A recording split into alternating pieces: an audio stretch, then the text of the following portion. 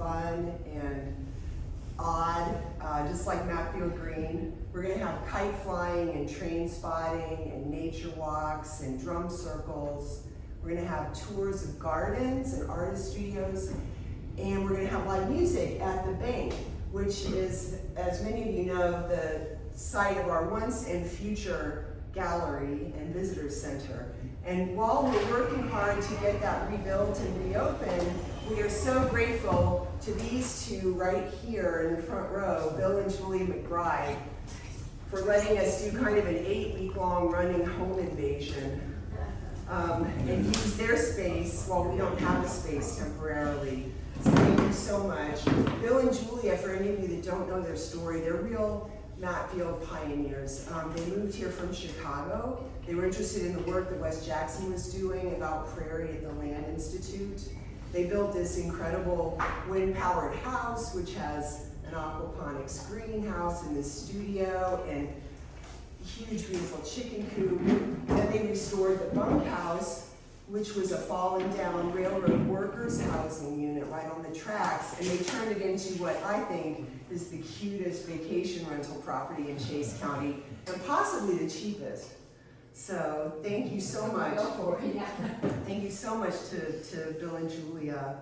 Today we're here to celebrate another Matfield Green pioneer, Philip Hying. Since he moved here 3 years ago from Lawrence, Philip has completely integrated himself into the natural and the social rhythms of this interesting and odd place. And his photographs that he's taken delight and are a source of pride for the area residents and the landowners that he's befriended, where he's made a lot of these beautiful images. And this year, those images also netted him a major award in the form of a Guggenheim Fellowship, and we are so proud. And oddly enough, Matfield Green might be the tiniest town in the world that has gotten 2 Guggenheim Fellowships for artists that were doing work here. Terry Evans, back in the 1990s, I think, got a Guggenheim for the work that she was making in Matfield Green. So this is it's a special place, and Philip is a perfect and special addition. Last year, some of you know that he gave a wonderful presentation on the history of landscape photography, kind of from its very beginning to today. And this year I had to prod him a little bit to get him to talk about himself. He doesn't like to do that. And he agreed that he would talk today about his work and his inspirations. And I'm very grateful. And he also agreed to humor the journalist's insatiable curiosity that I have. And let me sit over here and interject a couple of questions now and then. So thank you, Philip, very, very much.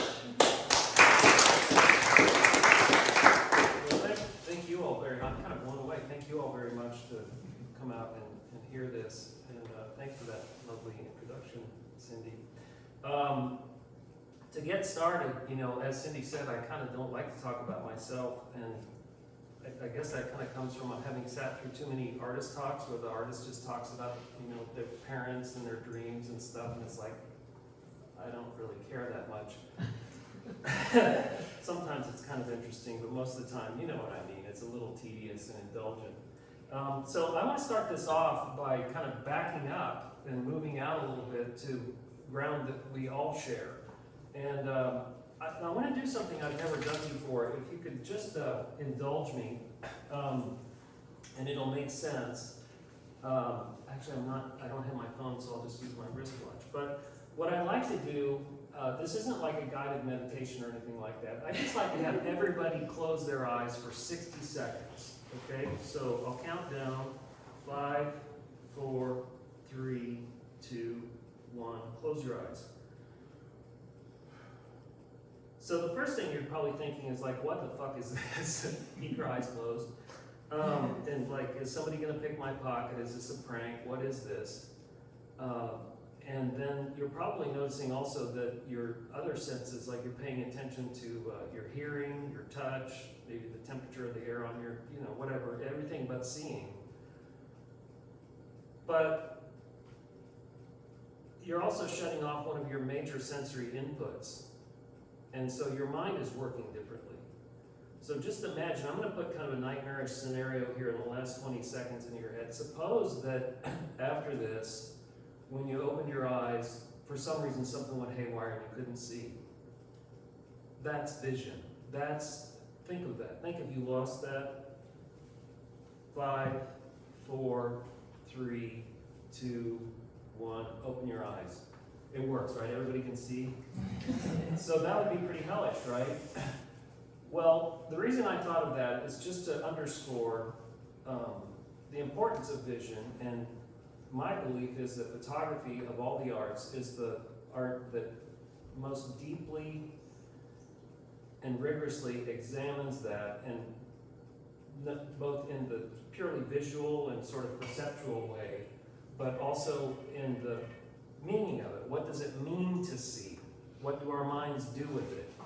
Which brings me to the second interest that I've had, that I think we all share, is, you know, just what are these things that, what is meaning? Why do we have minds? Like, you know, if I cut off my arm, am I still me? If I cut off my arm, my legs, and have my kidneys replaced, am I still me? What is a self? Why do we have a mind? What happens when we look at a picture and somehow it means something to us? What's that all about? So this is an interest I've had, you know, for some reason since I was a little kid. I was like, why am I? Or, you know, what's this mean? I think probably everybody at some point in their development has these questions, right? So these are all central to photography. So I'm going to start off next, move on here to, okay, now don't cheat and try to read through these labels. I've covered up the captions to these pictures, and actually I just want you to look at this one on the left. Oh, by the way, I brought books in. I'm sick of looking at computers, and so I brought books. And as we go through them, I'll actually pass them around so you can have a look. And feel free, you know, as I've gone through them, to come up and grab them and look at them. But I want you to look at this picture and kind of take a careful look at it. See, it's two children. It's a famous picture. Some of you probably know it already. If you've taken my classes, I think you know it. Can you see what's going on with those kids? So we've got a little boy and a little girl, and they're holding hands. And the little girl has this very interesting gesture. Well, they're blind kids at a school for the blind. This is photographed by the great portraitist August Sonder. I believe the date is 1930. Okay, so we are seeing people who can't see in this picture, but also it's not just like we're seeing someone who's blind, we're seeing a relationship between them. He's got them holding their hands. The little girl is a little taller than the little boy. The little boy's expression is a little bewildered. The little girl's expression is more grounded, less stressed. Her brow isn't furrowed, and she seems to be sensing something out in the world. She seems to me to be sort of like the one that knows what's going on and looking out maybe for a kid brother or something. I don't know. I don't know the story. Look at it. This is just information I extract from the visual cues in the picture. That's the meaning that my mind makes out of this picture when I look at it. And also the importance of seeing someone who can't see, driving home the importance of this gift that we have, that's vision. So the questions I have about how we construct meaning and how we experience consciousness in our lives has been something I've studied quite a bit. And just this year, I just brought these to show you, and I highly recommend reading them, although it's a lot of reading. I'm not the kind of person that typically reads 600-800 page books, but these were just electrifying. And they're by Ian McGilchrist. I came across them because when I was in college, I read a book called The Origin of Consciousness and the Breakdown of the Bicameral Mind by Julian Jaynes. And that book, just by coincidence, I read it at the same time that William Burroughs did, and that was right at the time Burroughs and I were getting to be friends, and we discussed it, and it left a huge impression on me, and probably one of the biggest impressions. It's the only book I've ever read that really tries to define consciousness. Like, what is consciousness? Well, James spent a couple of chapters in that book laying out a tentative empirical description of what consciousness is. Like, when you're driving your car, sometimes you're not really conscious. When you're playing the piano, sometimes you're not really conscious. Right now when I'm talking, there are only certain things I'm conscious of. Like, I'm not conscious necessarily of my heartbeat until I mention it. Like, how does consciousness work and what is it? It's very, very difficult to define, and Julian James's definition kind of has some flaws about it, and because it's such a huge thing, how can you ever get it right? Well, I was reading over the years about people that were building on his work, and I read about Ian McGilchrist and got this book, The Master and His Emissary. And Ian McGilchrist was a scholar of English literature at Oxford College, and he read and had tenure at the age of 23. He wrote a book called Against Criticism at the age of 23. And the book is about his frustration with the way the academic world approaches literature. They kind of dissect it and take it apart so that all of a sudden it's just nuts and bolts, and it's not a living, breathing thing that causes us to feel really passionate about whatever it is we're reading or checking out. And the book got a reasonable response, but never really went anywhere. He got more frustrated with it. He decided to give up his tenure to go on to study medicine, to really figure out how physically what is this thing of the embodied experience.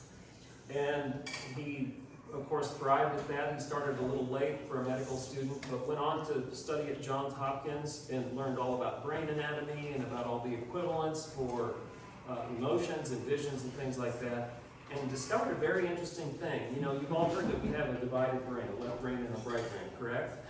Welcome, everybody. Please have a seat. You just missed the most awesome information that will change your life. Sorry. And it's always more awesome with Phillips. And it turns out, as he's studying anatomy, that if you go back through evolution, as soon as brains showed up, they were divided hemispherically, left brain and symmetrically. Well, why is that? And no one had really studied it. So he started really digging into it, and there was lots of literature, but it had never really been synthesized. And what he determined, and this is a very general kind of overview of it, is that the two halves of your brain, it's not like one side does art and the other side does math, or it's not divided up like that, because both sides do everything. But one side of the brain is designed to go, I'm thirsty, I'm going to grab that glass, I'm going to come up here and manipulate the world and drink some water. And the other side of the brain is, while I'm doing that, it's going like, is anybody getting bored or freaking out, or like, oh, there are people coming in, and surveying and keeping an eye on the whole big picture, right? And they're two contradictory functions. You can't pay attention to the whole thing while you're paying attention to the little thing, unless you've sort of delegated those jobs to different anatomical functions. And so what has happened as human experience has developed, this part, after a while, starts to think that it's the only one in charge, because we're doing this all the time, right? We're manipulating things, and you can even convince yourself that, I'm manipulating all of this around here, and we do that. And as he writes it, 800-page book, so it's very ambitious, right?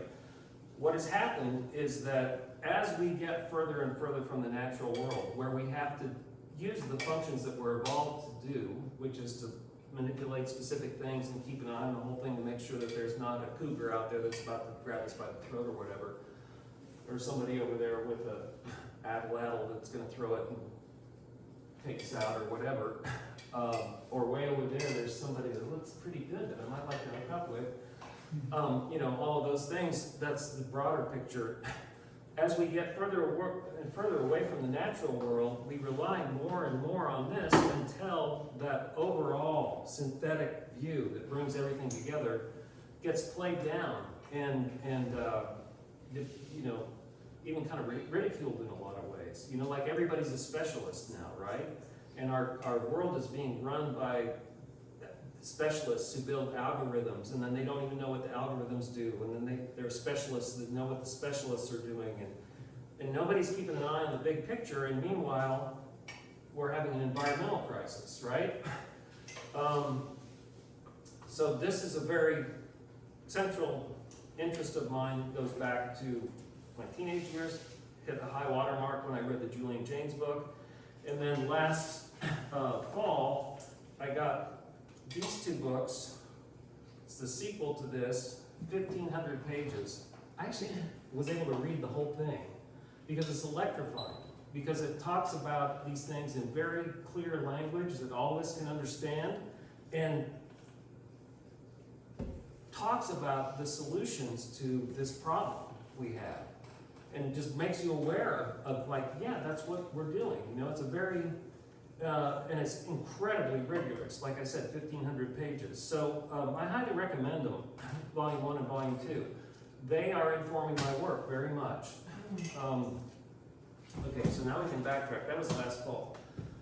So when I was a kid, I was not exposed at all to serious photography. All I saw was like you know, newspaper photographs, National Geographic, you know, Sports Illustrated, Playboy magazine, and Ansel Adams. And I thought Ansel Adams was art photography. And you know, when I was a kid, I was like, well, it's kind of cool, but I don't care. You know, it looks complicated, it looks hard. And so I didn't really connect with it. So on the other hand, I was a regular visitor to the Nelson as a kid, and had many powerful experience in front of visual works of art, particularly paintings. So when I went to college, I studied painting. And you know, the first paintings I really responded to, well, that's kind of a long list, but in terms of work that would later influence my road to photography and my way through painting, it was particularly the Netherlandish paintings of the Renaissance, and this is an example of something that I didn't see till later in life, but the genre of this painting right here, you know, that still informs what I'm doing very much. But also it informed my painting studies. And the reason I'm talking about this is because it's the foundation that my photography is built on, and it'll make sense when you start to see my pictures and where certain motifs are coming from. When I responded to these things, I didn't respond to them in terms of like, oh gosh, I bet that's hard to draw. Which of course there is a great deal of skill in this, like incredible off the scale skill, right? It was more like the conception of it and the presence of the thing, and then also the experience of the painter, you know, what kind of life led to this kind of thing. And you know, there are paintings from this period at the Nelson. There's the very famous Caravaggio's a little later than this period, but it's very powerful, the Caravaggio's David. And you can see there's a very clear relationship to photography in this, right? Like these are the first painters that used optics to do their work and experimented with perspective. But you can also see that the perspective is a little weird in it, which is kind of awesome, especially successful in this picture, right? And I'll pass this around so you can kind of flip through it. But also, I realized that, but wait a minute, that was like the 14th century, and I grew up in a culture where, for one thing, those skills aren't even taught, really. And for another thing, even if they were taught, we've got cameras that can just take a picture of something, and then you've got as much detail or more than you've got in one of these. So, like, what's the way forward from that to a contemporary world, to a work of art that's relevant and compelling to us in our contemporary experience? And so Also, fortunately, in the Nelson, there are artworks by contemporary artists, and some of those really hit home for me. The two major ones at the Nelson were the Mark Rothko painting, that big, super dark purple painting, but especially a particular painting by Agnes Martin, about 6 feet square. And it's just a bunch of pencil lines that are incredibly meticulously drawn. When you first see it, you might think, what is happening with this? And in fact, when I first saw it, I was quite perplexed. It's like, why is this here? And then I started studying it, and because it was next to this Rothko that for some reason I got right away, all of a sudden, I was just immersed in this state of mind of incredible rigor and incredible power, really. It's something I have a very hard time putting words around, but it's just this mental state that she communicates, this kind of Zen practice. Here's a catalog of her work, and I'll show you an example. Towards the back here, and I strongly encourage you to look at this catalog because, well, for one thing, it has facsimiles of the notes that she took, and so you can just see how meticulous and how much energy she put into her work and her ideas behind her work. I should have marked the page, but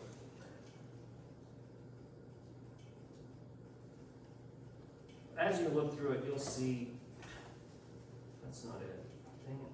Well, the cover one is one with these little lines and numbers and rhythms across it.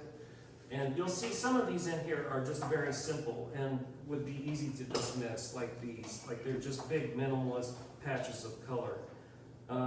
Which, once I understood her work, I really understood the luminosity of it and so on. But the ones that really got me were the more complex ones with fields of tiny drawn lines over and over. Here you can see she's getting to it. Here we go. So reproduced in the scale in the book, they just look like a beautiful texture. But the one at the Nelson, when I stood in front of it, it just kind of came out and wrapped around me. And once again, it was an immersive thing, right? And that's the way these things work. Also, there's one at the Museum of Modern Art in New York that does the same thing. It's just somehow you're just in this state of mind.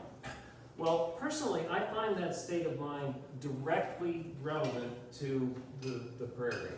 And of all the artists that have influenced me and are influencing my work right now, Agnes Martin is the one. The prairie sky has this power. If Agnes Martin hadn't done this, I might still be a painter. She's done it so completely and so rigorously, I just can't see in painting how to go forward with it. And then on top of that, I'll tell you the story of how I came to photography. So when I was studying painting, I very intently studied life drawing so that I could learn to draw as close to that kind of skill as possible.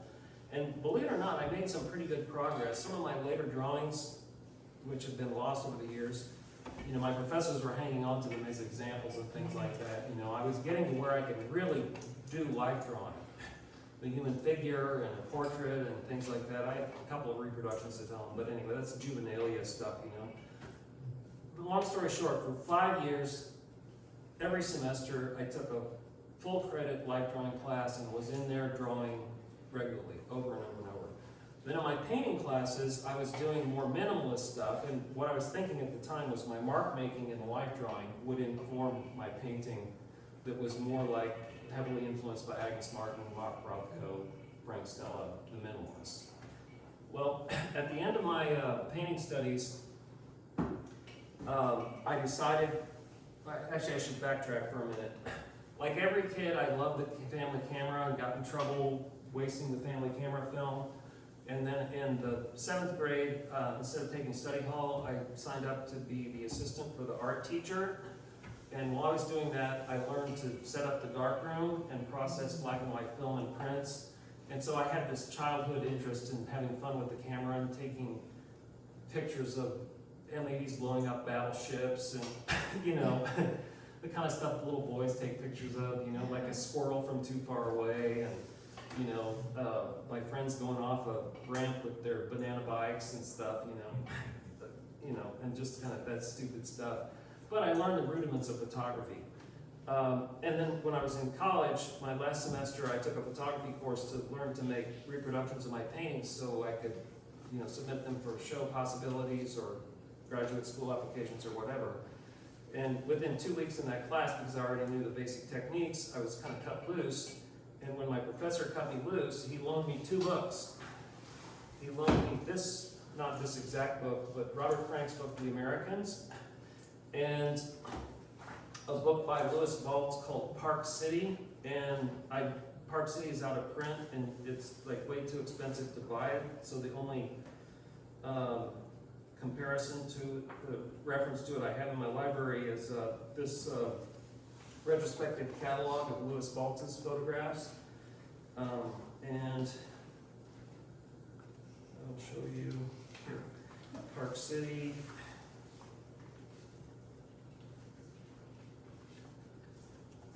Let me see a picture. So there are pictures, they're kind of head scratchers, you know. But as I looked at them, I thought, man, these are photographs that are about the world I live in.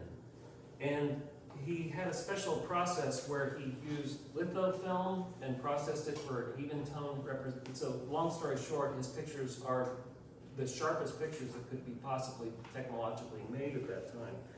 So like if you look at the siding on the houses and the little details in the pictures, they begin to have that psychic presence that I was talking about with Agnes Martin's paintings, with those little marks. They start to really inhabit you, you know, and kind of take you over. Well, also look at this, you know, that's a minimalist artwork in itself right there. And the photographic rendering, to us nowadays, it might not be as shocking, but when I first saw it and the way the reproduction was done in the book Park City, this one just blew my mind. I was looking for that. That's like an Agnes Martin painting to me, right?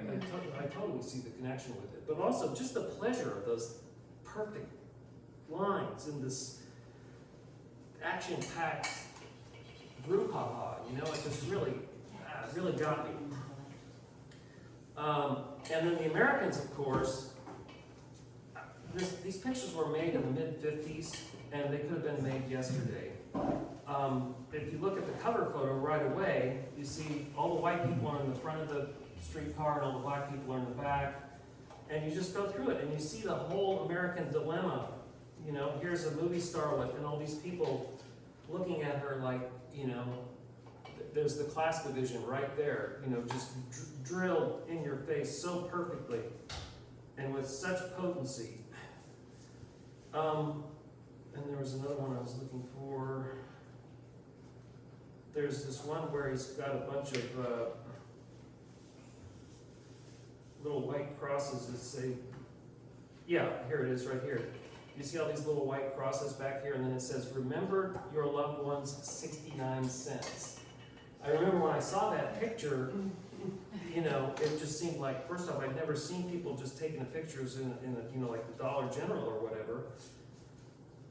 And then just the power of that, the commentary on American culture, and, you know, this was the fury that I felt as a young man. It's like, this is insane, this world we're living in, you know? So when I was 22 years old, my last semester of college, I saw these, I'm like, oh my God, what the fuck have I done? I should be a photographer. And that one night, I was like, well, okay, I gotta get a camera, you know, that's it. And painting was over. I kept painting a little bit for a couple of more years, but everything went into photography, and that's the way it's been ever since. So I'll pass these around here.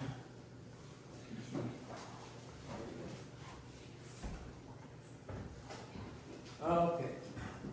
So then I became a photographer, and I was out of college, and I wasn't gonna, you know, I wasn't gonna get into grad school. You know, I had like a reasonable GPA, but you know, I wasn't like a superstar, and I just didn't see that any kind of grad school was right for me.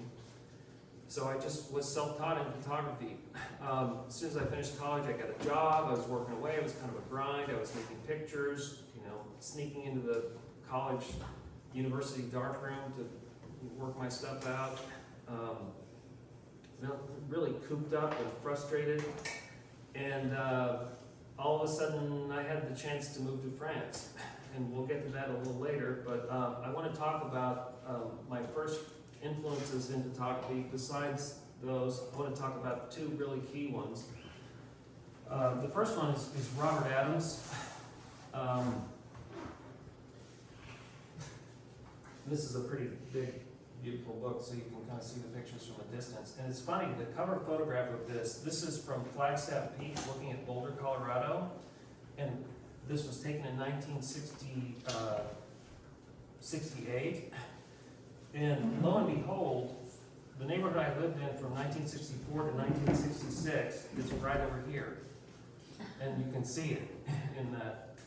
My family lived right over here. And so you'll see in these pictures, once again, a kind of, minimalist look at the landscape. But you'll also see a kind of radical idea that departs from the Ansel Adams ideal of, framing out all evidence of human intervention and focus only on forces that were not predominated by people. Every single picture in here has like some kind of evidence of human, like right here, you got this beautiful rendering of a cliff, and then right in the foreground it says District 1, Maintenance Section 5, Control 36. So he redefined and reinvigorated American landscape photography, and in fact ended up influencing photography all over the world, like the German school of photography from the Dusseldorf school, like Andreas Gursky and all those guys, Thomas Struve, were heavily influenced by him. Here's another view. So the photographs in this book were made on a grant. I don't think it was a Guggenheim grant. Maybe it was. No, his Guggenheim grant he did Denver. I can't believe I've got one too. That's just the craziest damn thing. Holy shit. So when he set out, he was using a 4x5 camera, a large format camera. If you don't know what that is, I'll explain a little later. This could go on too long if I get too deep in the weeds. And the goal he set out was to every picture have evidence of the human relationship to the broader landscape. And so that book really, it took, interestingly enough, by the way, Robert Adams has no relationship to Ansel Adams. They were friends, but that's it. This book made it possible for me to go back and look at Ansel Adams' pictures and appreciate them and connect with them and understand where they were coming from.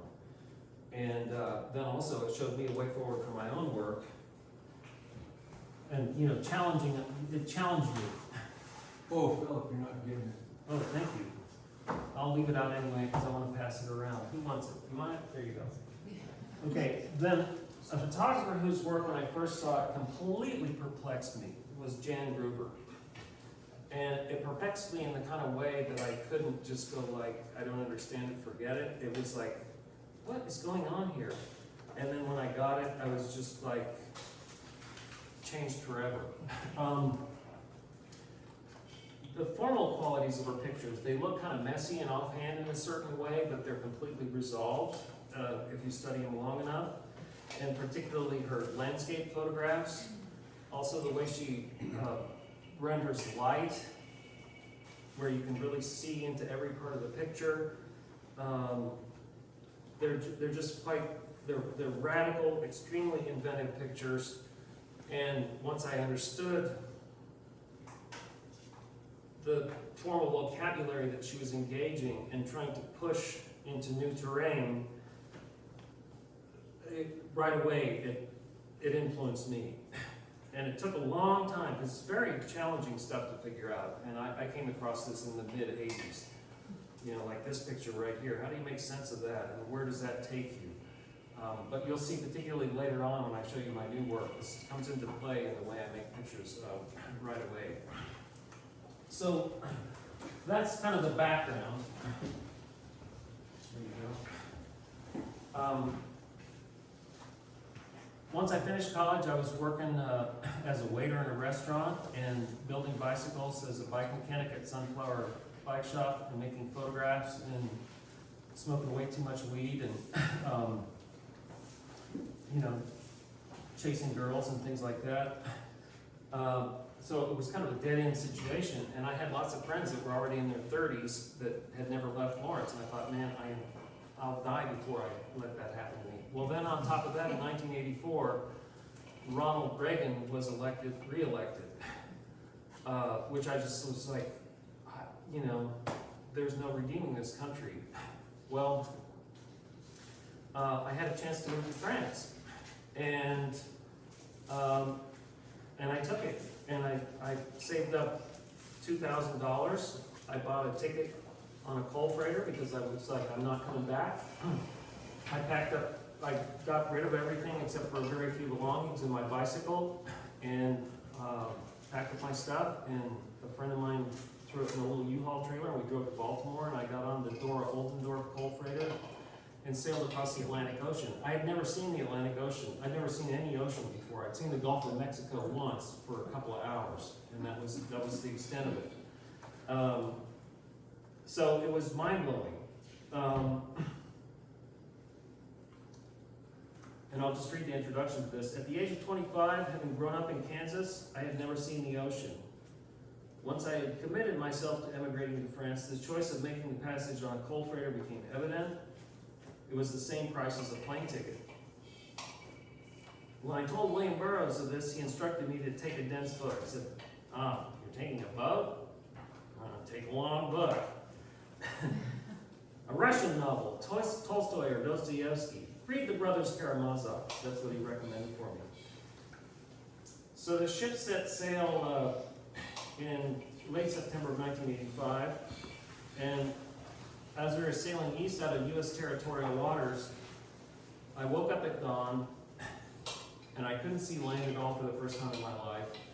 And the ship was 900 feet long and 300 feet wide. And I was like Alice in Wonderland when she takes the pill that makes her smaller. Everything on board one of these ships is kind of extra big. And I was reading the Brothers Karamazov, and toward the beginning of it, the brother Alyosha, they're talking about the brother Alyosha, who's the young priest. He's a monk. And in describing his character, Dostoevsky writes this: a true realist, if he is an unbeliever, will always find the strength and the ability not to believe in a miracle. And if faced with a miracle as an undeniable fact, he will sooner disbelieve his own senses than admit the fact. And if he does admit it, he will admit it as a natural fact, hitherto unknown to him. In a realist, faith does not arise from a miracle, but the miracle from faith. I grew up Catholic and was an unbeliever when I was in college. And I was on the Dora Oldendorf, and at that point we were beginning to sail around a hurricane, and the seas were getting to be kind of heavy, and I was kind of going up and down. And I read this just before dawn, and after that I put it down, and I walked up to the top of the bridge of the ship. So I'm about 5 stories up above the ship, and the ship is going 3 stories up real fast and 3 stories down real fast. And all of a sudden I saw on the horizon the full moon rising or setting in the morning, and the ship would go up, and there would be the full moon, and the ship would go down, and I could see the full moon through the waves. And then I looked at my thumb, and I was like, I could see my thumbprint, and then I looked at all this stuff around me, and I remember this moment really clearly. It's like, that's what Dostoevsky meant. I mean, this is real, but it's also the most preposterous fucking thing. Like, oh, you can't explain this. And so this trip really launched me that way. I saw dolphins and whales and flying fish. By the way, flying fish really fly around. Like they'd flap and land on the deck, and then the Asian guys on the boat would get them and make some kind of food out of them. And we sailed around a hurricane, and this is when the seas really kind of got pretty crazy. It's hard to sense the scale on these. I was a beginning photographer. These kind of start to work, you know, when they're kind of big enough. What's this?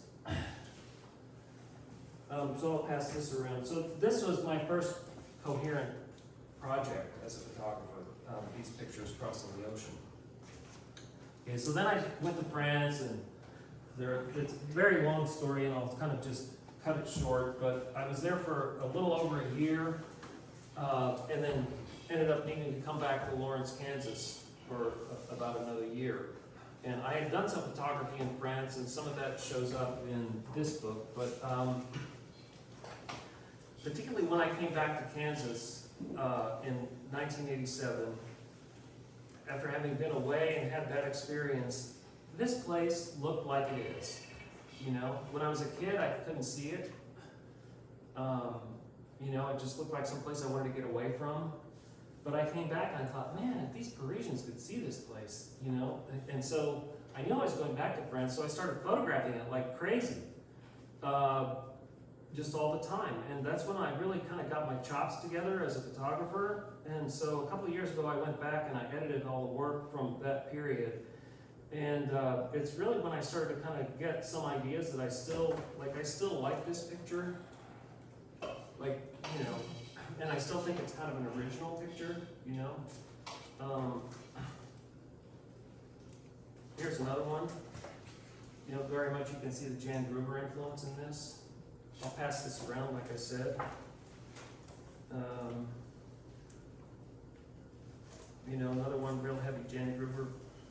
And of course, Robert Adams is all over this stuff. See the cover photo, like that could, you know, that's a Robert Adams photograph, basically. With a little twist, because it's a fractional multiple exposure. And then this tree, does it look like a brain to you? And you know. So, there you go. Okay, so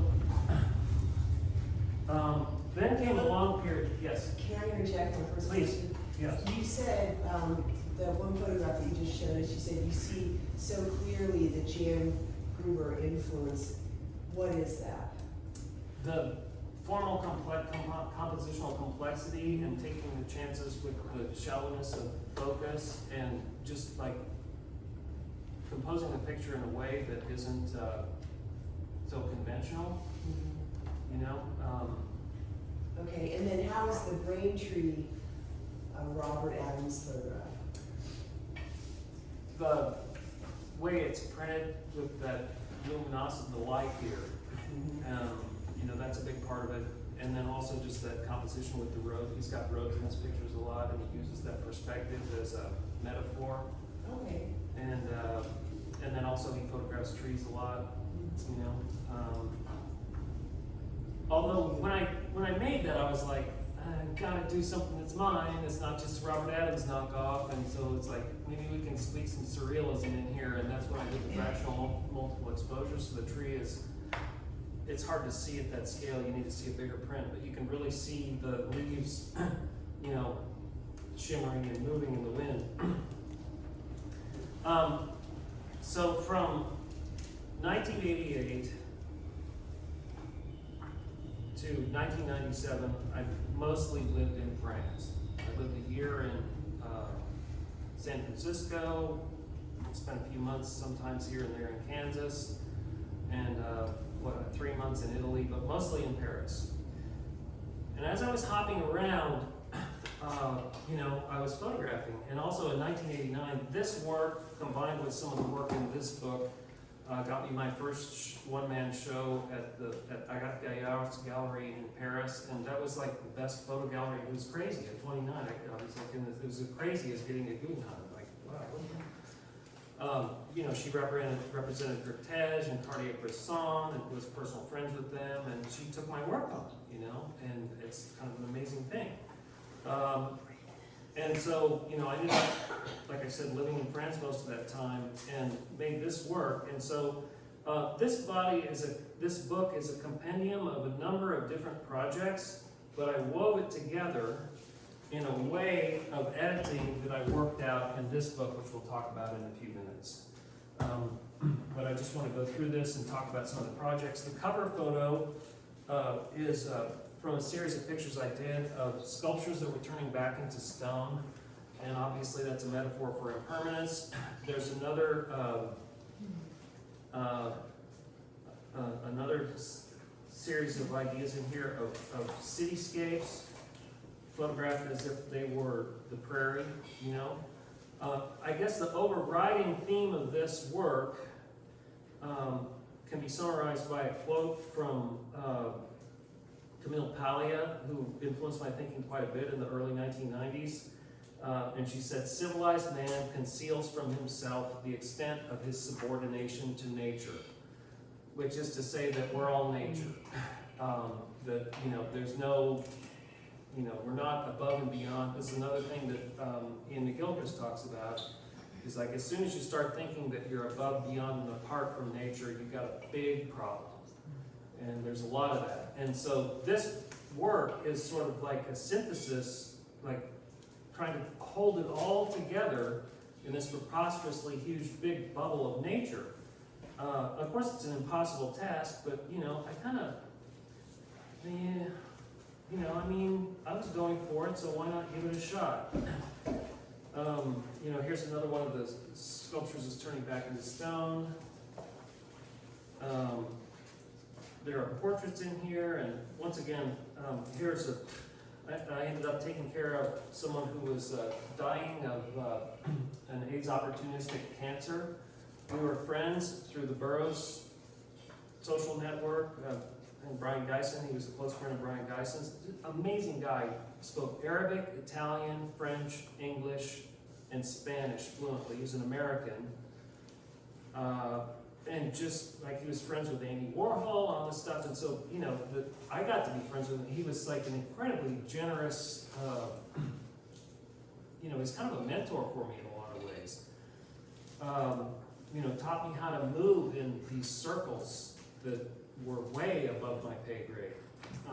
And still sort of be myself and like not, you know, like how to do it, you know, just going to be yourself. And he was very successful at that. Well, because I was a freelance photographer, among his friends, I had sort of the most flexibility to be able to do things for him, like when he was in the hospital, house sit for him and take things to him in the hospital. And toward the end of his life, I was taking care of him full time. You know, while he was in hospice, I quit for a couple of months doing anything else and just took care of him. Also, I could communicate with his Catholic family in the United States, and then all of his whacked out gay friends and get along with everybody. So I was just able to do it, and just without even thinking about it, I did. This picture's from about 24 hours before he died, and what this picture is about is the next day, the hospice nurse came by to change his sheets, and he couldn't get up, and so I picked him up, and there was nothing but bone and skin. He weighed maybe 60 pounds, and he was still alive, you know? He had been that way for days, you know? There was nothing there but a little bit of biology and the will to live. And that will, I just can't even tell you. And then, so I'm holding him, and then that was it. He took his last breath, and I set him back down. And that was like, what is this thing called life, you know? The book opens with a picture of a 3-week-old baby. This is the granddaughter of the painter Roberto Matta. And, you know, there she is, just getting ready to embark on this crazy adventure called life. So, you know, this is a pretty sprawling, ambitious bunch of pictures. It's hubristic. But you know what? Put them together, you know, go for it. Yeah. Right? Like, you know. So, while I was working on that book, I was always doing these projects, right? You know, like sculptures that are turning back into stone, you know, cityscapes, like, you know, nature, like portraits. And, you know, when you're focused on a project, you're still seeing the whole world unfold all around you all the time. There's an infinite number of things to see, like, but you're not supposed to photograph that because your project is this. And I just rebelled against it. I just thought, man, I just want to photograph freely. So I always kept my 35mm camera loaded up with color negative film, and I just took pictures for the fun of it like a goofball. And I take those to the 1 hour photo place and get my little 4x6 prints back, and most of them were stupid. It's like, oh yeah, she was sure cute that night, and like, oh my friend, boy was he wasted. Look at that. It's like, oh gosh, that was a fun day, or that was a bum, whatever. And every once in a while, a picture would come out of that really made sense to me. That oh wait a minute, this is more than just goofing around.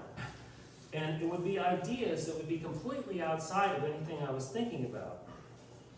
So right toward the beginning of when I started working that way, I was walking down the street and I saw this storefront that had, in Europe they have those big mirrored storefronts.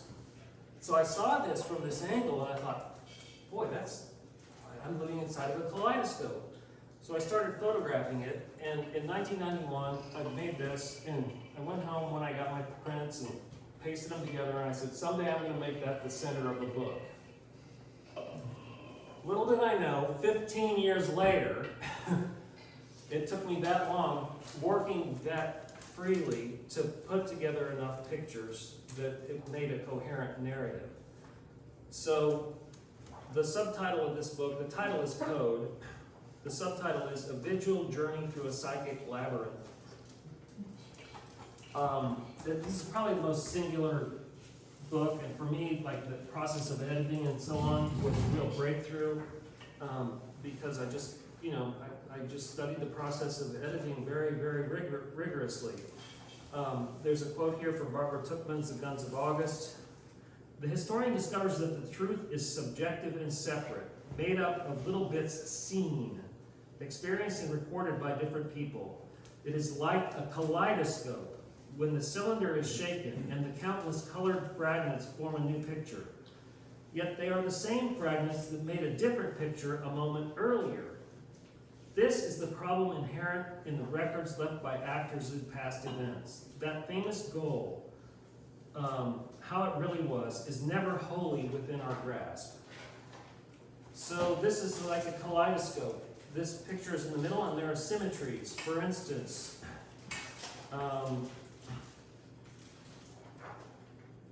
there's a horse here, and then you go toward the back of the book. This is a show horse, a white show horse, against a dark background. And then you get back here, and we have a dark workhorse against a light background. So there are these themes that echo from the front to the back. There are also photographs.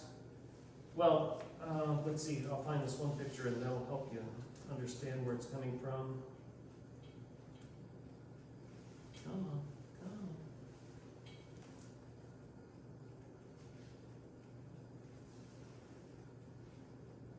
There it is. In 1997, when I moved from France to Brooklyn, one night I went with a friend to the top of the World Trade Center.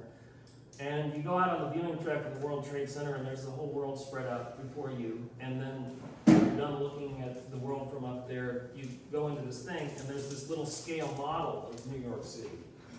And I was struck that the same people who had been mesmerized looking at the view of New York City from the top of the World Trade Center would spend as much time looking at this little scale model. And I thought, wait a minute, what is it about models that is as interesting as the real thing? And then, wait a minute, isn't a photograph kind of a model also? And so it took me back to this kind of thinking, like how our minds work with things. So throughout this book, you'll see there are real things that look fake and fake things that look real. Like for instance, this is a scale model of New York City that's at the Queens Museum of Art, and this is the view from my apartment on 109 South 4th Street in Brooklyn. There are movie sets from Universal City, like this. So I worked on this edit, like I said, for years, and finally dialed it in. Once it was dialed in, I scanned the negatives. In the process of scanning the negatives, I saw some things that gave me goosebumps. For instance, one of the things that happens in this book, remember that first picture there was a picture from my window from my apartment in Brooklyn, and that's the window that I watched 9/11 happen out of. So there's 9/11 happening out my apartment window, and then here you can see the next day, actually later on that day, you can see the towers were down and there's just the smoke plume. So when I moved into that apartment, I was resistant to the idea of photographing out the window, thinking it was too cornball. Like, it's like, yeah, that's too obvious, you know. It's like in that movie Smoke, you know, it's like, no. Well, about a week or two later, I was looking out the window and I saw this picture. See these two little kids standing down here? They were these identical twin brothers that, like, when I walk by the sidewalk, they track me just like the twins in The Shining, you know? And I saw them buying ice cream, and then there are the Twin Towers right up there, right? So I thought, okay, but then on top of that, look at the light in that picture. I mean, how could you not want to photograph it, you know? So I photographed it, and it's like this really homey kind of thing, you know, and I kind of secretly kept it. So when I went to scan it, I noticed something. Okay, I'm gonna have to go around and show this to you. See this little guy here? Yep. See him scratching his head? This little guy right there. I hadn't noticed him until I scanned the negatives. When you scan negatives, you have to go through and clean them up pixel by pixel. So that's when I noticed, geez, there's that guy there, right?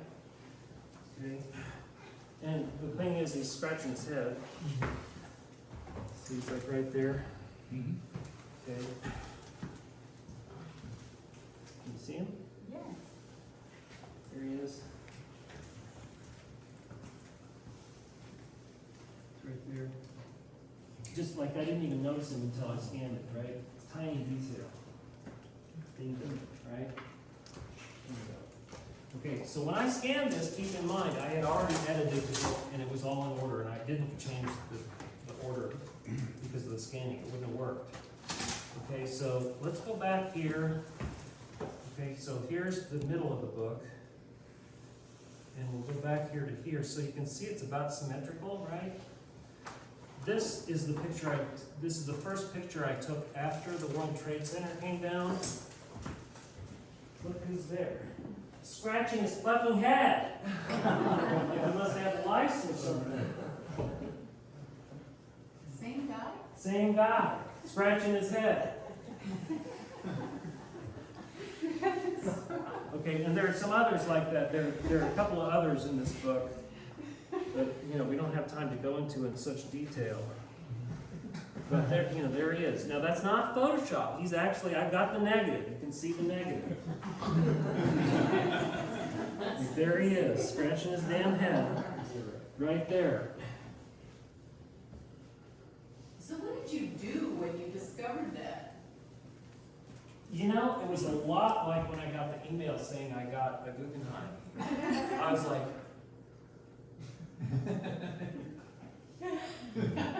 I couldn't believe it.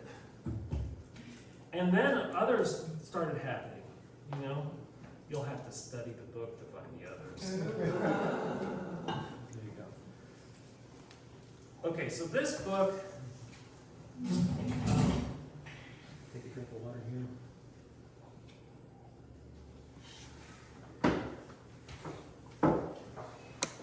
This work and some other work I was making while I was living in Brooklyn. I moved from Paris to Brooklyn in 1997. Things in Paris had just gotten kind of stale. I had a bunch of friends in New York City who were really thriving and encouraged me, like, yeah, you'll do well here. Well, little did I know when I got to New York City, my Parisian resume was worthless, and I was 37 years old, and it was kind of pathetic, but I had to start over from the bottom, assisting and things like that. But pretty soon I got my traction, and I started at the top of the bottom, working at the McBride Studio assisting, which is pretty kick-ass.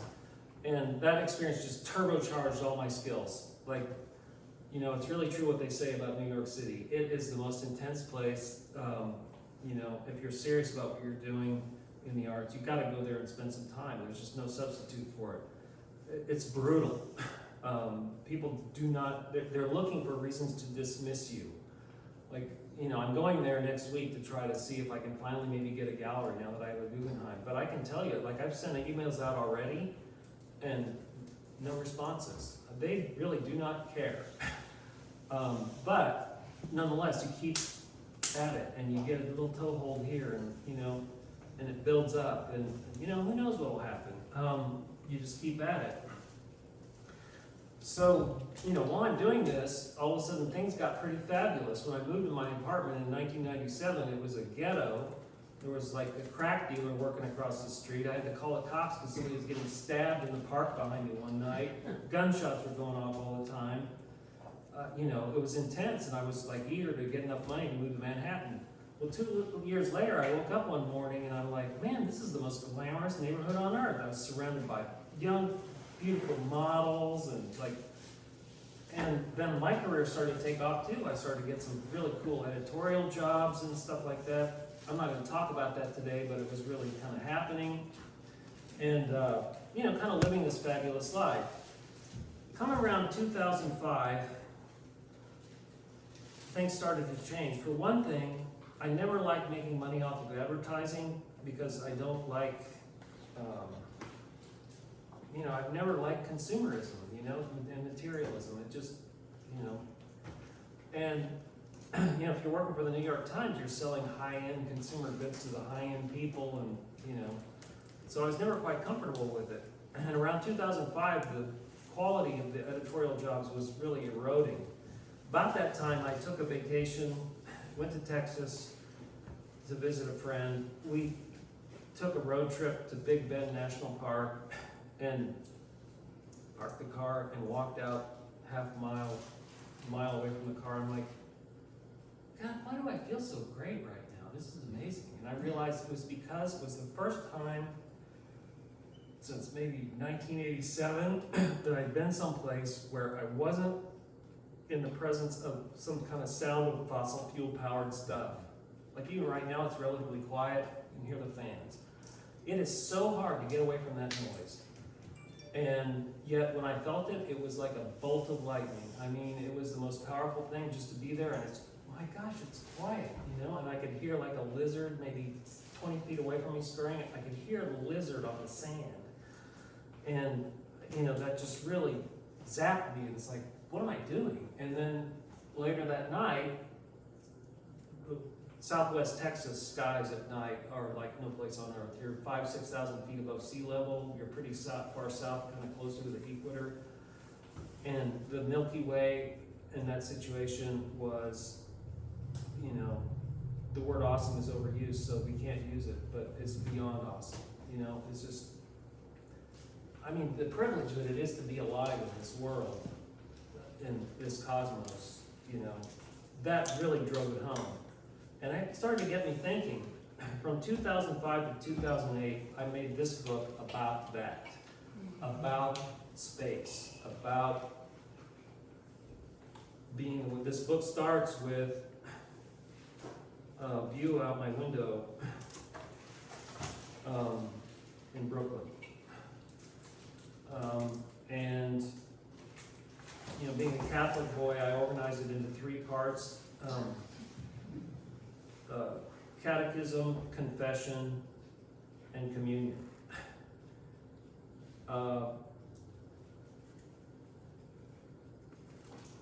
In the course of making this book, I decided I could not make another penny off of advertising photography. Okay, sometimes you compromise, the money's right, it's not half bad. I'm not a zealot, but I didn't want to make money off of advertising anymore. My dad was getting older in Kansas, I wanted to be near him. So in 2008, I took the decision to close up shop in Brooklyn and move back to Kansas. Another thing that motivated me to come back, besides my dad, was that every time I came back to visit Kansas, I was making these kind of pictures. And so that book, as soon as I came back to Kansas, I did this book and ripped through that. Also, we're almost to the current work, and we have another half hour. I knew there was going to be culture shock when I came back from Brooklyn to Kansas, but I didn't know the half of it. I knew it was going to be intense, but I still underestimated it. And I used photography to, here's my phone, by the way.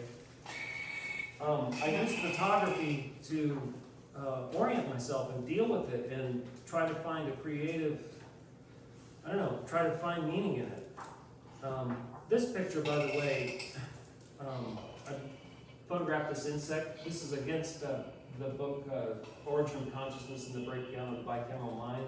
by Julie James that I was speaking about. And right up here, you can see a permanent loss of meaning right here. You can read some of the words upside down.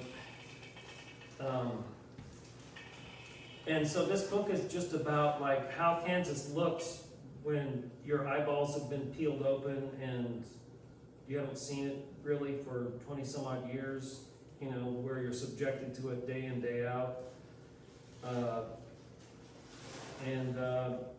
You know, it's an unsettled book, and guess what it ends with? The Flint Hills, right?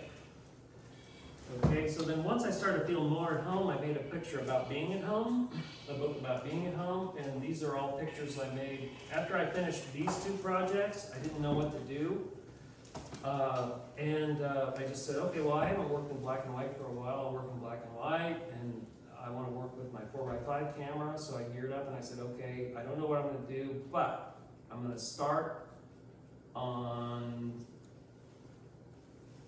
winter solstice, December 21st, 2011. So I got geared up, solstice rolled around, I got in the car and went out for a drive and didn't see anything, and I was driving all over the country, and I was like, I photographed all this, I don't want to repeat myself. And well, you know, I was going to go home and not take any pictures, and I thought, you know, sometimes you try and there just aren't any pictures to make, it'll happen some other day. And then I got about 2 blocks from home, and I'm like, that's interesting, that's interesting, that's interesting. And so right away I knew it's like, okay, I'm going to make photographs within a walking distance of my house. And that's what all these are. And lo and behold, this work was so successful that Nelson acquired a bunch of it. Which, you know, that got me pretty pumped up. That was super encouraging and very helpful. It helped me get my car fixed and buy a computer. And where were you living at that point? In Lawrence, Okay. 832 East Fall Street, right there, Gotcha. the center of the map. So let's see, I need to pass these around. I forgot to pass.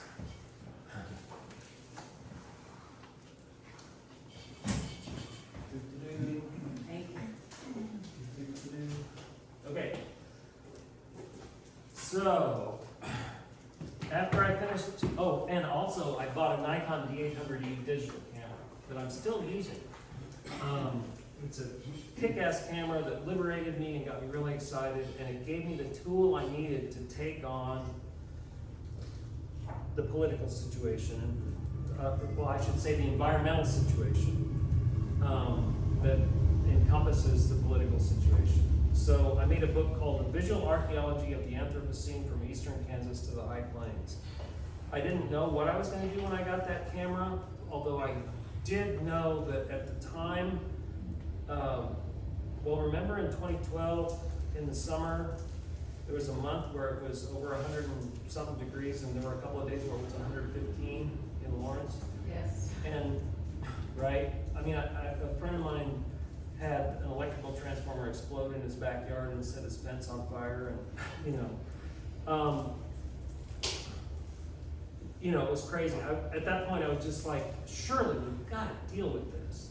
So I made the most urgent and persuasive and artistically committed photographs I could possibly make about the folly that is the way we're treating the world now. I just stared straight into the abyss with, as intensely as I could.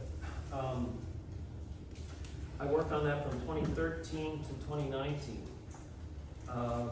And it ended with the flooding of the Missouri River in 2019 on the spring equinox. That's the latest picture in the book. Okay, at that time, my dad was dying. 2019 was just a monster year for me.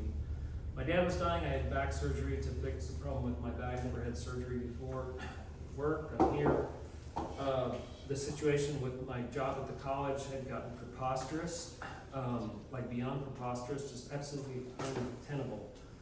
And they got desperate. And in desperation, I called up Tom, and I was like, he taught at the college and hired me there. He had retired at that point. And I called him up and I said, I'm desperate. And I called him up thinking, like, can you talk to somebody at the college? Can this can't go on. They're treating me like, and wrecking everything. And rather than try to fix something that was unfixable, Tom said, well, why don't you move down here?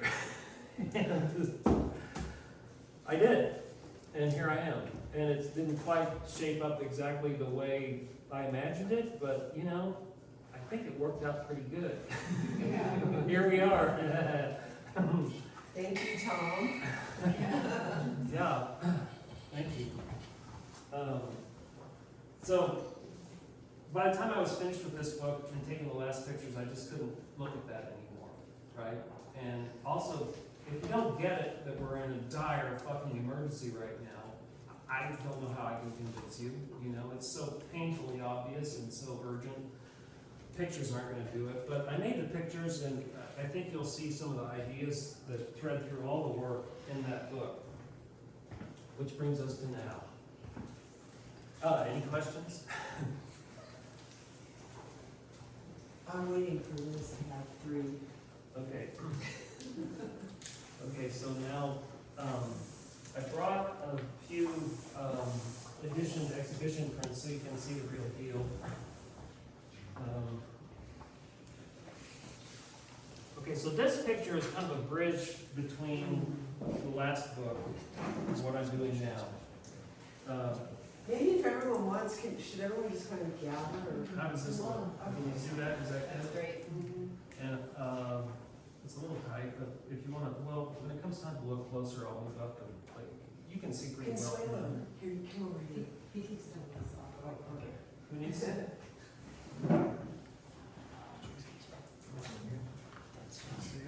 So this is the smoke plume from the California wildfires on 13 September 2020 at 7:46 p.m. So remember the fires that fall? So this is smoke from wildfires 1,200 miles away, covering our skies. You know, so it's pretty urgent, but you know it's here. So like I said, it's a bridge between the visual archaeology book and what I'm working on right now, which for the moment, and I think this is the real title, it's called A Survey of Elemental Gratitude. Okay, so now let's talk about what A Survey of Elemental Gratitude is about. As you saw in the book 1987, I've been coming down here to the Flint Hills to photograph since I was a kid. And I had an experience recently that really helps me understand the attraction of this place. So, you know, like all kids that kicks around outdoors, you dream of finding an arrowhead. Well, I found one. I wrote the date down and I've forgotten it now, but I found one. Here it is. Okay, so local experts have said this is probably made 3,000 years ago. So when I picked this up out of the ground, I was the first person to touch it in 3,000 years. And look, if you're careful with it, we can pass it around. I want you to touch it. Okay? Just touch it and pass it around. I don't recommend biting it. So what is it about this place? I think this might be it. So the oldest evidence of human habitation here that we have an archaeological record from is about 8,000 BC, at the end of the last ice age. Okay, and so this book is called Ghost Settlement on the Prairie by Joe Hickey, and it's a history of the village of Thurman. The introduction is by William Fleeceheat Moon, and it's about life here. So going back to 8,000 BC, archaeologists call this period in Indian history the Archaic, and it represents the most long-lasting and stable human adaptation on the Great Plains. Based on the size, long-lasting and stable human adaptation.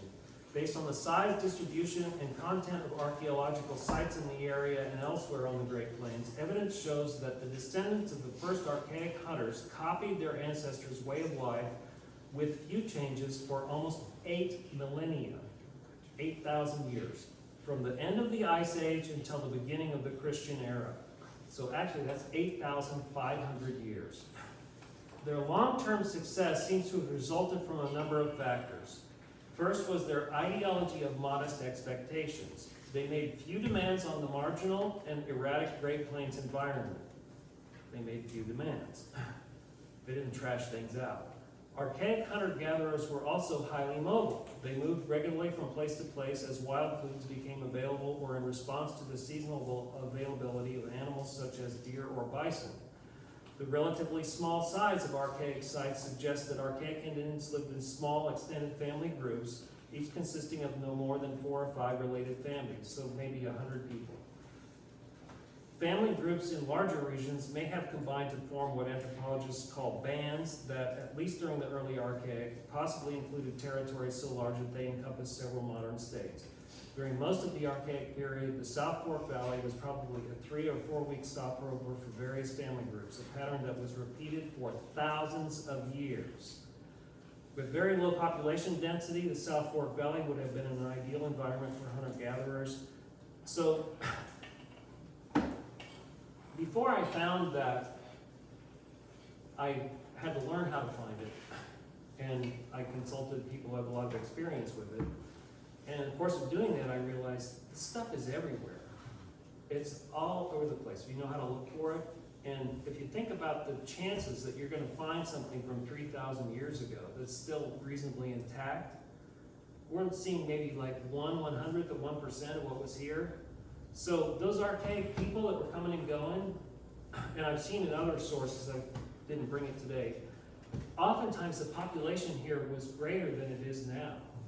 And they didn't wreck the place. And it went on for 8,500 years. So there had to be something that was, and by the way, when you see the better artifacts, you can see right away, it's not because these people weren't capable or weren't smart, or they were as intelligent and capable as we are, obviously, and to be able to live that way. What it was, I think there was something fundamentally fulfilling and satisfying about their relationship, the place and the relationship to it. And what's remarkable is that a lot of the place around here still looks like it would have looked 5,000 years ago, you know? I mean, we know that clearly. There are small patches, but they're there.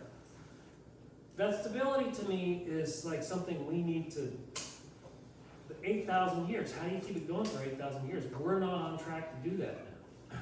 You know, there's something we need to understand and study about that level of satisfaction and relationship to the environment. You know, I'm not saying we need to go back to the Stone Age, although I don't know. You know, except for the childhood mortality, people live to be 70, 80 years old. Archaeological records prove it, you know. It's empirically sound, you know. They didn't, write the Odyssey or build the Colosseum or the Parthenon, but they had these lives for all that time. And I don't want to over-romanticize it. I'm sure it was brutal, you know, but for it to have lasted that long, it wasn't just adversity, you know. There was something about it that was right. And I think we need to pay attention to it. And I'm trying in my photographs to find evidence for that and reinforce it and bring it home. This picture is a little bit also of a bridge, and you'll see once again why it's a bridge. But this was a great repair, and it was electrocuted and it landed on a high tension wire. Some friends saw it happen, and they called me up and asked me to photograph it, so I did. So this is kind of bringing an end to the visual archaeology book.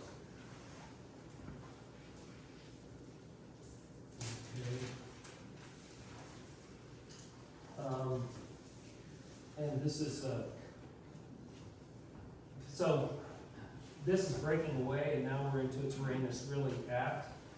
My friend Zach Bell is raising farm direct food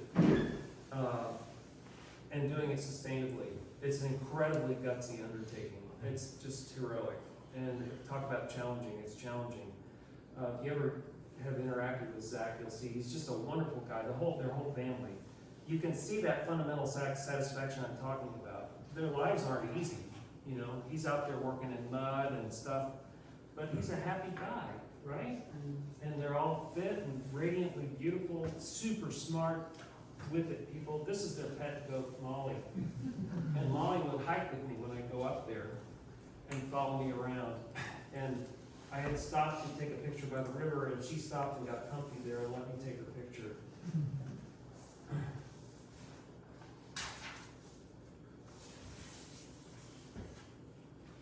And these are 3 bird nests in a copse of honey locusts.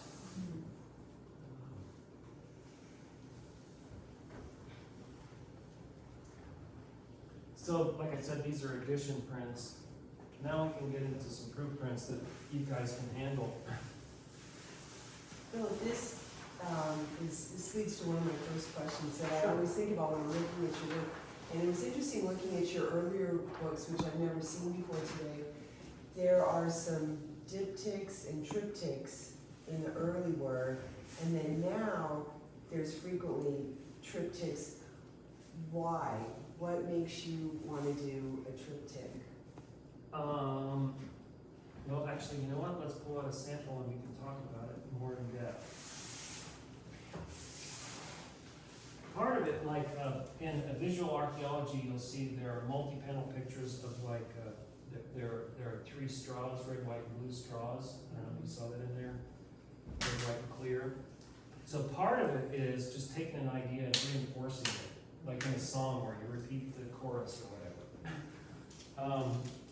Here, though, it's a little different. Well, in this case, that would be sort of that. But here, I actually tried to keep it down to 1 frame for all kinds of reasons, not least of which it's just easier for me. It's less work. But it's hard to get 3 pictures to work together. I've even made it up to 6 recently.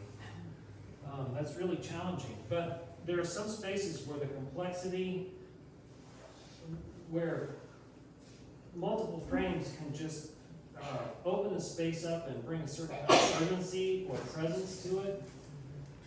And so, let me show you an example of that.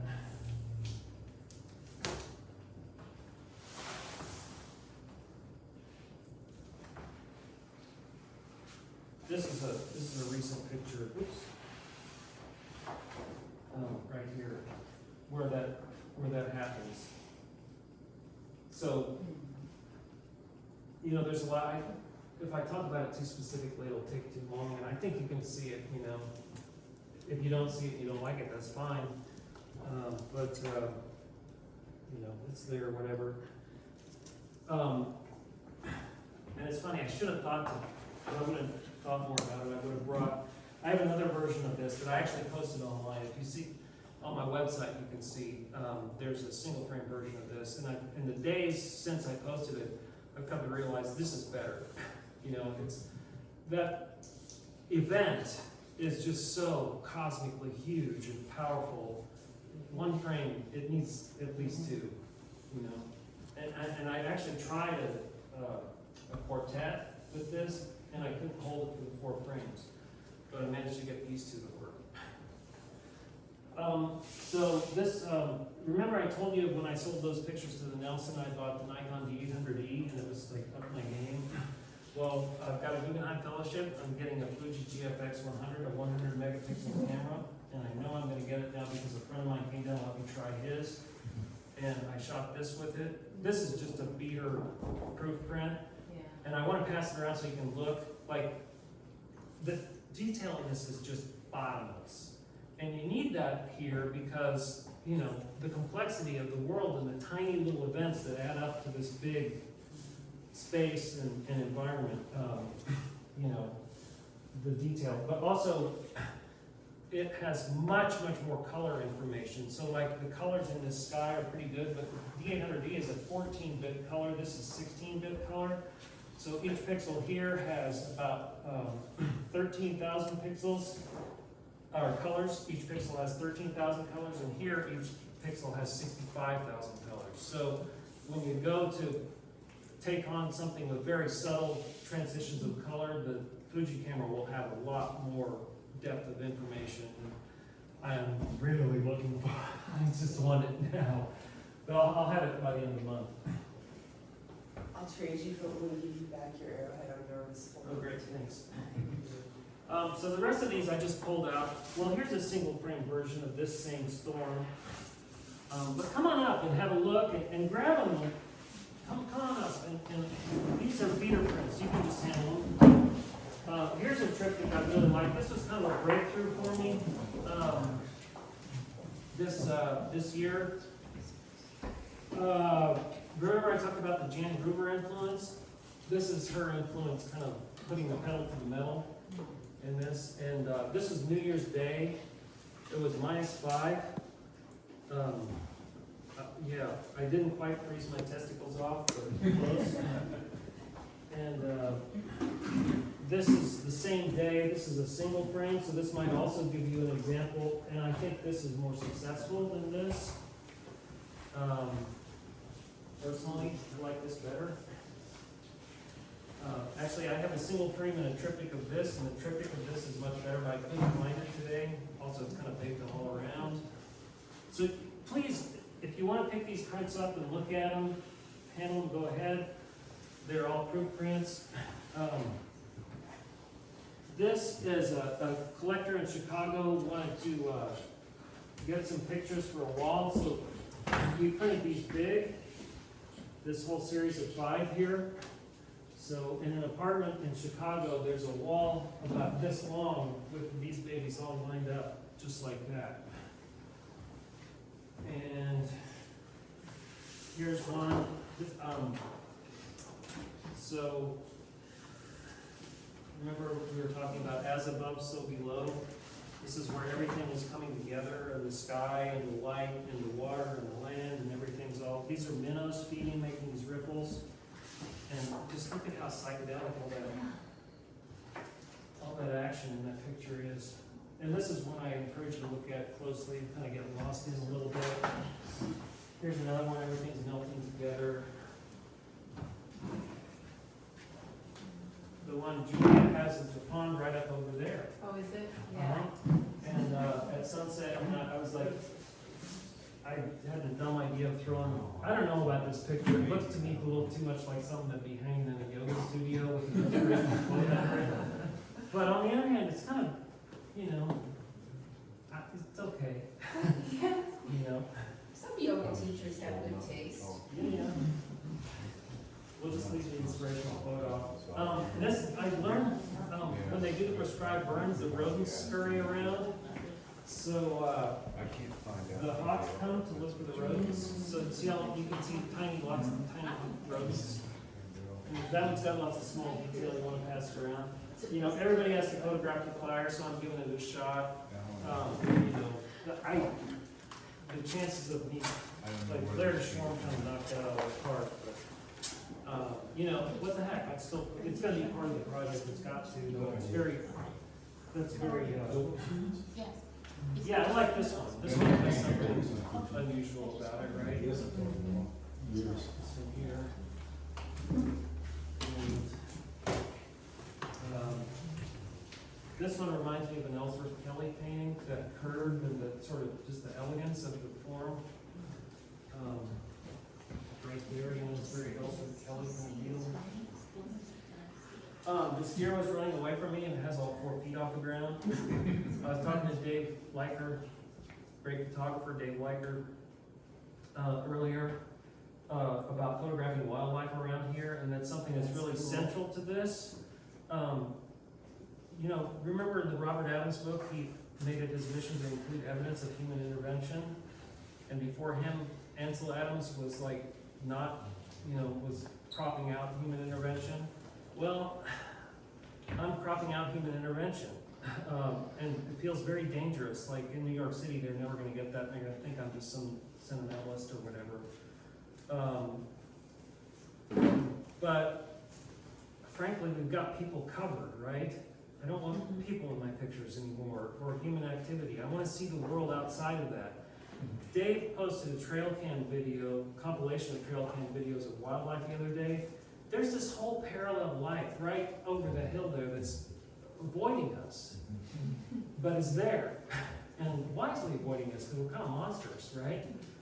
And we have bad breath, Well, I want to photograph that world. While those animals are wisely avoiding us, they're also letting us neglect them, you know, and the world they live in, what they need to live in. And, you know, we've got to have them. One thing, they're awesome, and so right. But another thing, just in practical terms, we've got to have them.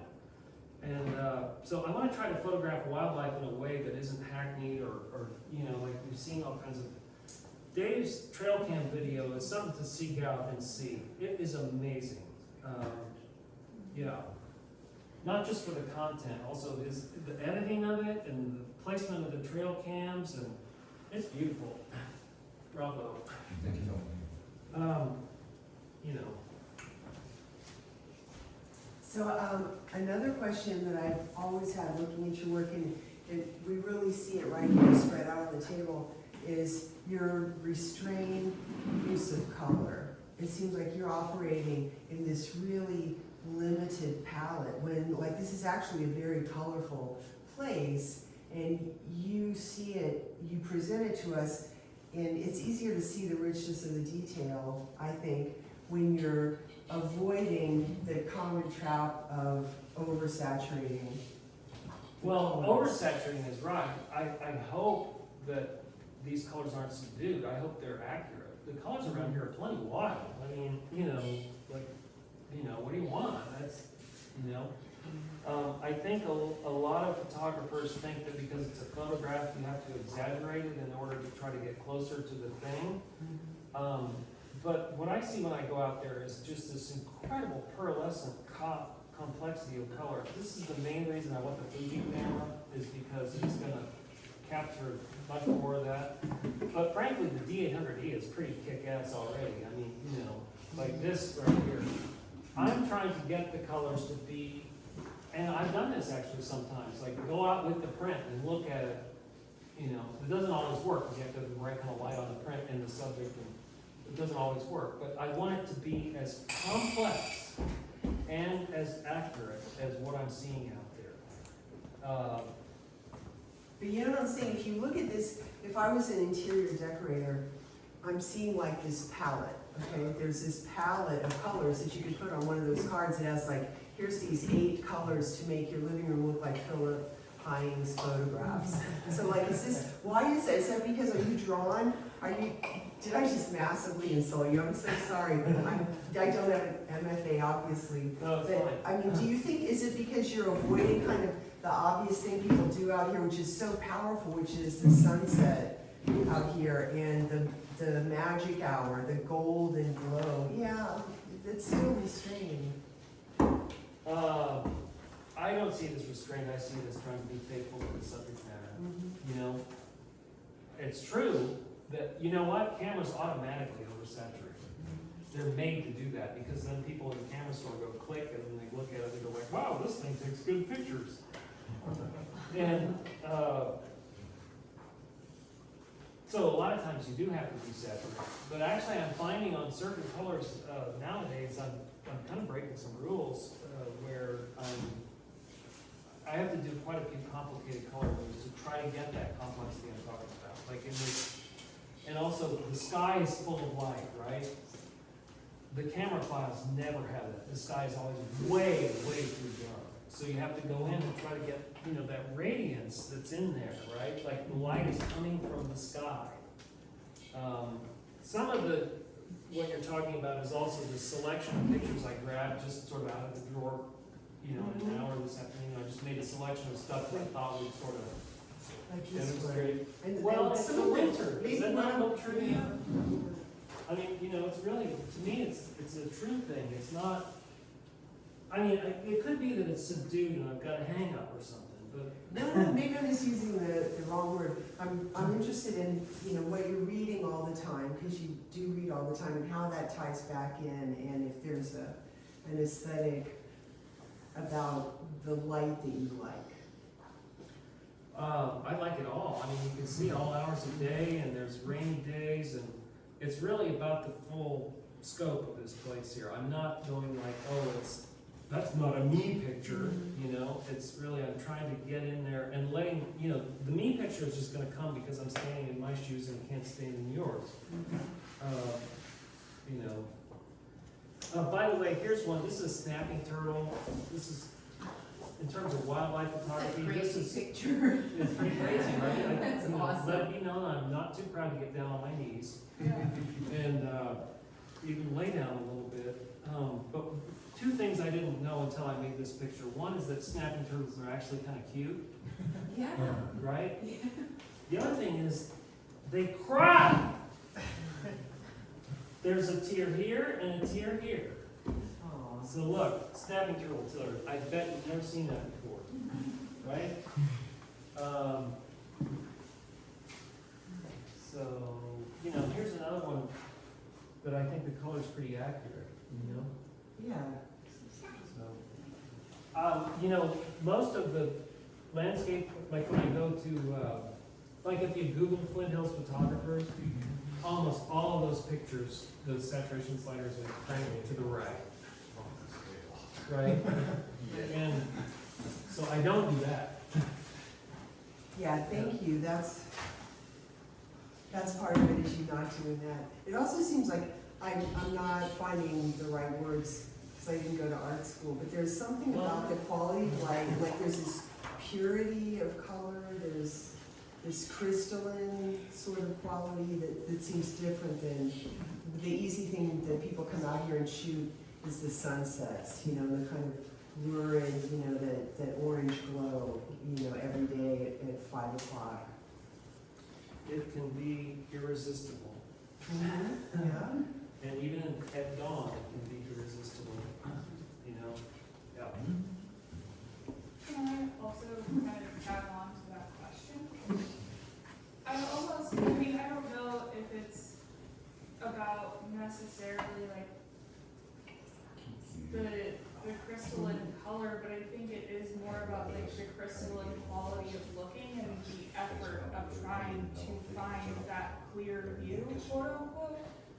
And I don't know if like that is more kind of what you're trying to get at with talking about maybe the quality of light and the representation of the colors, and then also the way that the composition of each individual photograph not only exists in its own plane, but then complements that quality of light and contributes to that clarity. It's not, I mean, it's all of the components together, maybe not just the color. Yes. Let me show you something. We don't pay attention to this, but I'm not looking at this door for a second. Like, so come here and look at the color of sky through this glass relative to that. Okay, so another thing is, when I'm looking at color out in nature, well, out in nature, out when I'm shooting, like even here, when I want to see the color, I take my glasses off. And it makes a pretty remarkable difference. So, you know, looking through your car, because they're tinted green, and I think we become accustomed to that.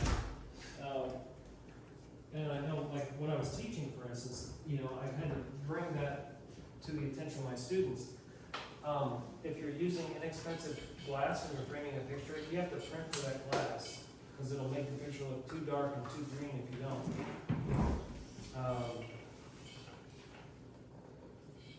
You know, I think probably the thing that I work on the most in my photographs is the color. And just trying to do exactly that, trying to get that complexity and luminosity out of it. You know, the way, I mean, just look at the light here, you know, I don't know, there's something about this place that's particularly luminous. One thing I've also come to realize, the light here is different than it was in Lawrence by a lot. And the reason for it is that in Lawrence, it's almost all forest, lots of trees, and the trees absorb the light, and the prairie grass bounces it back up into the sky, so whatever humidity or dust there is up there gets lit up. The oxygen, you know, gets lit from the sun coming down this way. Oh my gosh. Things just got a lot more exciting. Sound on that? Yeah, so, the light reflecting back from the, you know, not so many trees into the sky down here actually makes the sky brighter. Sorry about that, Bill. That's all right. Got a little too exuberant. Okay. Well, that's all I got, folks. Thank you very much. Good. Yay.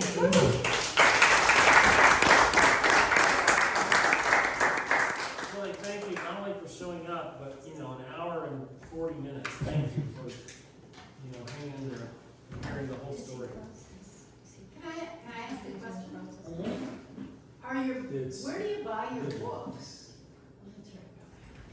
My own book? It's like, are they for sale? Could a person, how would a person buy one if they wanted to buy one? Yeah, contact me. They're on demand, Okay. and they're about $200 a piece. Yeah. Okay. Yeah, I get them from Blur. And I just did them. I'm still hoping that someday I'll be able to find a publisher, you know? And I just did them as mock-ups, and you know, so that if I had a really bad health scare about 10 years ago, and woke up in the night and was sure I was dying. I didn't die, and I'm not in any hurry to die. Hey. But it scared me enough that it's like, God damn, this could happen anytime. I'm 62, you know, and so I just wanted to make sure that the books were together so that it wouldn't just be a mess, you know.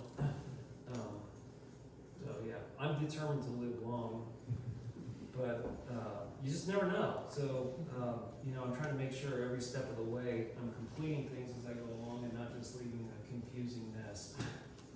No. Thank you. Phew. Thanks. That's